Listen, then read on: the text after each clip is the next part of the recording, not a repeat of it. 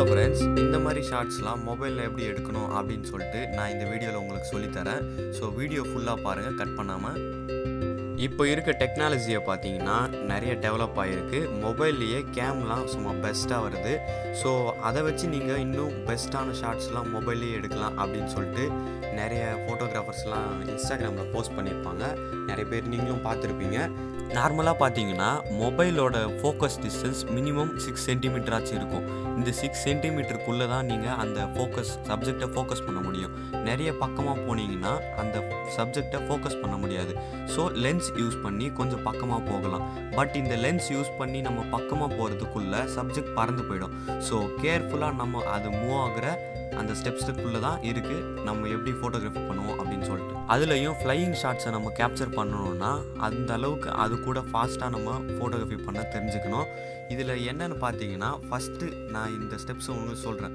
நார்மலாக ஆஸ் யூஸாக எல்லோரும் பார்த்தீங்கன்னா வித்தவுட் லாக் ஃபோக்கஸை லாக் பண்ணாமல் நார்மலாக எடுத்திங்கன்னா இந்த மாதிரி தான் வரும். இந்த வீடியோ பாருங்கள். அண்ட் ஃபோக்கஸ் லாக் பண்ணி அந்த டிஸ்டன்ஸ்க்கு நீங்கள் தகுந்த மாதிரி சப்ஜெக்ட் பறக்கும்போது அதே டிஸ்டன்ஸ் மெயின்டைன் பண்ணி கேப்சர் பண்ண ட்ரை பண்ணுங்கள். அது ஃபாஸ்ட்டாக தான் போகும். பட் கொஞ்ச நேரம் அது பின்னாடி அலையிற மாதிரி நம்மளும் ஆல்மோஸ்ட் ட்ரை பண்ணிகிட்டே இருந்தீங்கன்னா ஏதாச்சும் ஒரு ஷாட் பெஸ்ட்டாச்சு கிடைக்கும். வித்தவுட் லென்ஸ்லேயே 6 சென்டிமீட்டர் ஃபோக்கஸ் டிஸ்டன்ஸில் தான் நம்ம அந்த சப்ஜெக்டை கேப்சர் பண்ண முடியும்.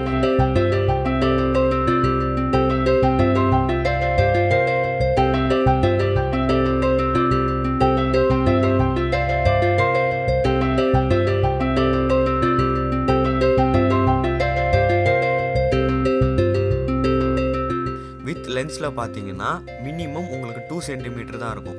2 சென்டிமீட்டருக்கு ஃப்ளையிங் ஷாட் எடுக்கணும்னா ரொம்ப கஷ்டங்க.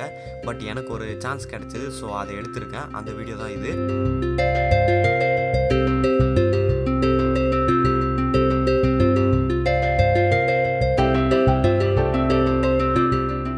இந்த மாதிரியே நீங்கள் எந்த சப்ஜெக்டை கேப்சர் பண்ணணும் அப்படின்னாலும் ஃபோக்கஸ் லாக் பண்ணிவிட்டு சேம் டிஸ்டன்ஸில் ட்ராவல் பண்ணிகிட்டே ஃபோட்டோ எடுத்துகிட்டே இருந்தீங்கன்னா கன்ஃபார்மாக உங்களுக்கு ஒரு ஃபோட்டோவாச்சும் கிளிக் ஆகும்.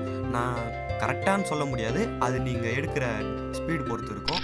அண்ட் இந்த மாதிரி வீடியோஸ் உங்களுக்கு நிறைய வேணும்னா கீழே கமெண்ட்டில் மென்ஷன் பண்ணுங்கள். இந்த வீடியோ உங்களுக்கு பிடிச்சிருந்தா லைக் பண்ணுங்கள், ஷேர் பண்ணுங்கள்.